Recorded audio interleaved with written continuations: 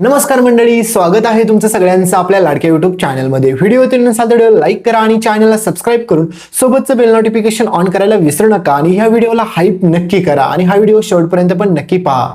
तर नमस्कार मंडळी, तर स्वानंदीने आणला समर राजवाड्यांसमोर मल्लिकाचा खरा चेहरा. तर समर काढणार मल्लिकाला घराबाहेर धक्के मारून. तर नक्की काय घडतं, चला संपूर्ण अपडेट जाणून घेऊया. तुम्ही पाहिलंच असेल मित्रांनो की आपल्या स्वानंदीने आता समर राजवाड्यांना चॅलेंज केलेलं असतं की काही जरी झालं ना तरी मल्लिका काकूचा खरा चेहरा मी तुमच्यासमोर घेऊनच येईल. आणि त्यावेळेस मात्र समर पण बोललेला असतो की स्वानंदी मॅडम, माझा तुमच्यावरती तर पूर्ण भरोसा आहेच, पण मला माझ्या काकूवरती देखील तेवढाच भरोसा आहे. कारण की तुम्हाला माहीत नसेल की मला लहानाचा मोठा माझ्या काकूनेच केलेला आहे. त्याच्यामुळे मला त्यांच्यावरती पूर्ण भरोसा आहे की माझी काकू कधी चुकीचं वागूच शकत नाही. आणि बिचारा समर त्याच्या फॅमिलीला एवढं महत्त्व देत असतो, पण त्या बिचाऱ्याला तरी काय माहीत आहे की त्याच्याच पाठीमागे त्याचीच फॅमिली त्याला काय काय करणार आहे पुढे. कारण की ही मल्लिका पुढे खूप मास्टर माइंड प्लॅनिंग खेळते आणि परत स्वानंदीमध्ये आणि सुष्मितामध्ये भांडण लावून देते. आणि हे भांडण असं तसं होत नाही मित्रांनो. तर यामध्ये आता पुढे तुम्हाला पाहायला भेटेल सगळ्यात मोठी व्यक्ती ती म्हणजे मंदाकिनी पण. कारण की मंदाकिनी ह्या भांडणामध्ये इन्व्हॉल्व असते. त्याच्यामुळे बिचाऱ्या स्वानंदीला नको तसलं बोलते.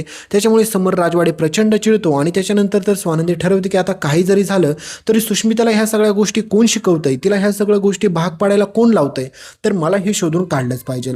आणि मल्लिका काकूचा खरा चेहरा आता राजवाड्यांसमोर आणायचा. त्याच्यामुळे स्वानंदी आता शांत बसत नाहीये. आणि सगळ्यात मोठा पुढचा गोष्टीतला ट्विस्ट म्हणजे मित्रांनो हाच असतो की आपल्या स्वानंदीच्या हातामध्ये घराचा आता सगळा काही कारभार परत आलेला असतो. म्हणजेच तुम्हाला माहितीच आहे की या सुष्मिताला घराची जबाबदारी पुढच्या 15 दिवसांसाठी भेटली होती, पण त्या सुष्मिताने त्याची कशा प्रकारे वापर केला तुम्हाला चांगलंच माहीत आहे. कारण की ह्या सुष्मिताने त्याचा वापर न करता इतका गैरवापर केलेला असतो ना की सांगायलाच नको. आणि त्यावेळेस मात्र आता आजी आपली ठरवते की काही जरी झाली ना तरी सगळी जबाबदारी स्वानंदीच्या हातात परत रिटर्न गेली पाहिजे. आणि तेच सगळ्या गोष्टी पाहिल्याच्या नंतर मात्र आता सगळ्यात मोठा धक्का बसतो तो म्हणजे मात्र मल्लिकाला. मल्लिका म्हणते की हे असं झालंच कसं काय, घरातील जबाबदार स्त्री म्हणून माझ्या हातामध्ये सगळी जबाबदारी यायला हवी होती, पण ती परत त्या स्वानंदीच्या घशामध्ये गेली. त्याच्यामुळे ह्या स्वानंदीला तर मी सोडणार नाही. आणि सुष्मिताचा वापर करून जे काही ह्या मल्लिकाला साध्य करायचं होतं ना ते तर झालेलं नसतं. कारण की मल्लिकाला वाटत असतं की स्वानंदीमध्ये आणि सुष्मितामध्ये दोघींमध्ये जर भांडणं लावून दिली तर घराची जबाबदारी म्हणजे घराच्या तिजोरीच्या किल्ल्या माझ्याकडे तरी येतील. कारण की आजीला तरी हे तरी वाटेल की मीच ह्या घरामधील सगळ्यात जबाबदार स्त्री आहे ते. पण मित्रांनो कशाचं काय, आपली आजी खूप जबरदस्त मास्टर माइंड प्लॅनिंग खेळते आणि परत सगळी जबाबदारी आपल्या स्वानंदीच्या हातामध्ये देते. आणि हे पाहून यार प्रचंड आनंद झाला. पण आता पुढे ही स्वानंदी ह्या मल्लिकाचा खरा चेहरा समोर कसा घेऊन येते हे जरा जास्तच इंटरेस्टिंग आहे. पण दुसरीकडे मित्रांनो तुम्हाला माहितीच आहे की आपल्या स्वानंदीला मदत करणारी सगळ्यात महत्त्वाची दोन व्यक्ती ह्याच ठिकाणी असतात. म्हणजेच आनंद आणि त्याची बायको हे दोघेजण मिळून देखील आपल्या स्वानंदीला ह्या मल्लिका काकूच्या विरोधात सगळे काही पुरावे गोळा करण्यास मदत करतात. आणि तुम्हाला माहितीच आहे की समर राजवाडे आणि आनंद ह्या दोघांमधील मैत्री ज्यावेळेस तुटलेली होती ना त्यावेळेस मात्र स्वानंदीनेच ती सगळी परत एकदा जोडलेली असते. त्याच्यामुळे आता आनंद म्हणतो की काही जरी झालं ना तरी स्वानंदीला जी पण मदत लागेल ना ती आपण करूया. आणि समरने सांगितलेलं असतं की ज्यावेळेस मात्र स्वानंदी मॅडम माझ्यासमोर सगळे पुरावे घेऊन येतील आणि त्या सिद्ध करून दाखवतील की ह्या आजपर्यंत सगळ्या काही गोष्टींच्या आणि सगळ्या काही कारनाम्यांच्या मागं काकूचा हात होता, तर त्यावेळेस मात्र मी स्वानंदी मॅडमचं सगळं म्हणणं ऐकेल आणि काकूला योग्य ती शिक्षा पण करेल. आणि ह्याच गोष्टीमुळे स्वानंदीने ठरवलेलं असतं की काही जरी झालं तरी राजवाड्यांना सगळे पुरावे द्यायचे म्हणजे द्यायचेच. काही जरी झालं तरी मी मागचा पुढचा विचार करणार नाहीये. तर स्वानंदीच्या ह्या हट्टामुळे आता मित्रांनो कहाणीमध्ये सगळ्यात मोठा ट्विस्ट येतो. कारण की स्वानंदीला सापडतात मल्लिका विरुद्ध सगळ्यात महत्त्वाचे पुरावे. कारण की तुम्हाला माहिती आहे की आपल्या सुष्मिताला भडकवण्यामध्ये, आपल्या सुष्मिताला स्वानंदीच्या विरोधात उभं करण्यासाठी आणि त्याच घरामध्ये सुष्मिताने खूप चुकीच्या गोष्टी केल्यात आत्तापर्यंत, हे पण तुम्ही पाहिलं असेल.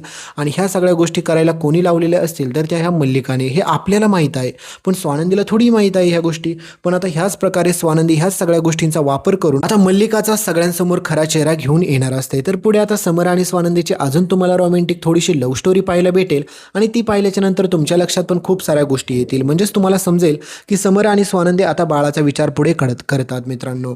पण आता समर आणि स्वानंदीला बाळ होऊ द्यायचं नाही यासाठी मात्र ही मल्लिका हजार कोटाने करणार ह्याबाबत तर काही वादच नाही. पण मला तर सगळ्यात जास्त मोठी भीती ह्याच गोष्टीची वाटते मित्रांनो, ज्यावेळेस त्यावेळेस मात्र बिचाऱ्या समरला हे कळेल की त्याच्याच घरातील लोक त्याच्या एवढ्या वाईटावरती टपलेले आहेत. ज्या काकूला त्याने आजपर्यंत आईचा दर्जा दिला तीच व्यक्ती जर त्याच्यासोबत अशी वागत आहे हे समजल्याच्या नंतर बिचारा समरची काय हालत होईल. कारण की तुम्हाला माहितीच आहे की समरने स्वतःपेक्षा जास्त प्रेम म्हणजे अंशुमान, अधीरा, रोहन, अर्पिता ह्या सगळ्यांवरती समरचं प्रचंड प्रेम असतं.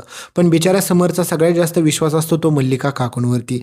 आणि ज्यावेळेस मात्र आपल्या स्वानंदीच्या हातात सगळ्यात मोठा पहिला पुरावा हा सापडतो की राजवाड्यांच्या पाठीमागे त्यांच्या खोट्या सह्या करून त्यांची प्रॉपर्टी नावावर करण्याचा प्रयत्न ह्या मल्लिका काकूंनी केला याचा पुरावा पण स्वानंदीला सापडतो. आणि त्याहीपेक्षा महत्त्वाची गोष्ट म्हणजे चिंगीचं बाळ संपवण्यामध्ये मल्लिका काकूचाच हात होता. आणि त्याहीपेक्षा सगळ्यात महत्त्वाची गोष्ट म्हणजेच तुम्हाला माहीत असेल की आपल्या आजपर्यंत ह्या सुष्मिताने ज्या पण चुकीच्या गोष्टी केलेल्या असतात आणि इथून पुढे पण तुम्हाला काही दिवस पाहायला भेटेल की सुष्मिता खूप चुकीच्या गोष्टी करते.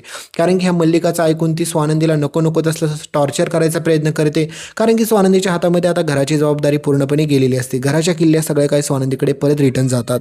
त्याच्यामुळे मल्लिका परत आपल्या स्वानंदीला भडकवते आणि सोबतच मात्र सुष्मिताला पण भडकवत असते. त्याच्यामुळे तिला असं वाटत असतं की ह्या दोघींची भांडणं झाली ना म्हणजे मी लाभ घ्यायला मोकळी होईल. पण मात्र त्या मल्लिकाने स्वप्नात पण विचार केला नसेल की स्वानंदीने सगळ्यात मोठा पुढचा गेम खेळलेला आहे. तो म्हणजे स्वानंदीला आता सगळे पुरावे सापडत असतात.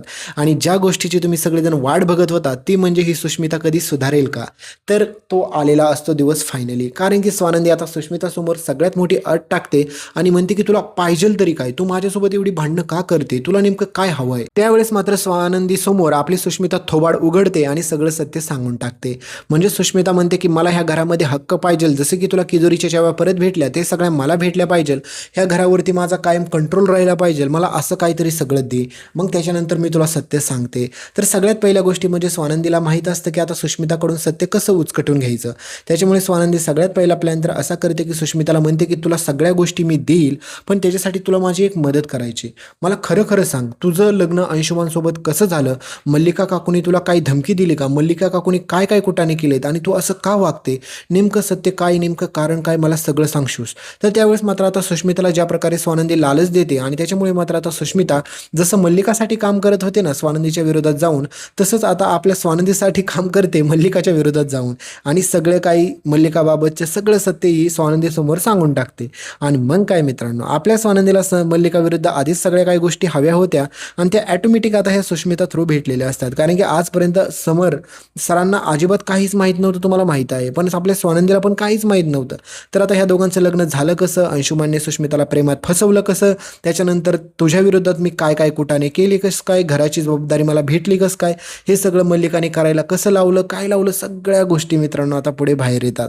आणि मग स्वानंदीच्या डोक्यावरचा राग आणि डोळ्यातला राग तुम्ही पाहिल्याच्या नंतर तुम्हाला प्रचंड गोष्ट समजेल की स्वानंदी आता पुढे करणार काय. कारण की स्वानंदी सगळे पुरावे गोळा करते आणि ह्या मल्लिकाचा चेहरा आता समोर राजवाड्यांसमोर घेऊन येते. कारण की हा तुम्हाला सगळ्यात मोठा पुढचा इंटरेस्टिंग ट्विस्ट पाहायला भेटणार आहे. कारण की स्वानंदी आता समोर राजवाड्यांना सांगते की तुम्ही मला चॅलेंज दिलं होतं ना की तुम्ही काकूच्या विरोधात एक जरी पुरावा आणला ना तरी तुम्ही सगळं काही माझं ऐकचाल आणि काकूंना शिक्षा देताल.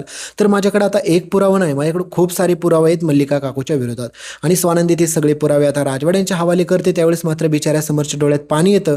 कारण की आजपर्यंतचा आईचा दर्जा दिला होता मल्लिका काकूला आणि ती मल्लिका काकू कशी वागलेली असते हे कळाल्याच्या नंतर समरला आता खूप मोठा धक्का बसतो. तर पुढे ह्या मल्लिकाची घरातून बाहेर हकलपट्टी समर राजवाडे स्वतः करताना तुम्हाला पाहायला भेटेल आणि खूप सारे पुढे ट्विस्ट येणार आहेत. त्याच्यामुळे चॅनलला सबस्क्राईब करा, सोबतचं बेल नोटिफिकेशन ऑन करा.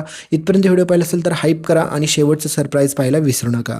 तुम्हाला दिसत असेल पिलग्रिमचा ऑइल बॅलन्स जेल फेसवॉश. तर हा फेसवॉश तुम्हाला टॅग प्रोडक्टमध्ये दिसत असेल तर याला खरेदी करायला अजिबात पण विसरू नका आणि तुम्हाला आवडणारे कोणतेही प्रोडक्ट तुम्ही इथून खरेदी करू शकता.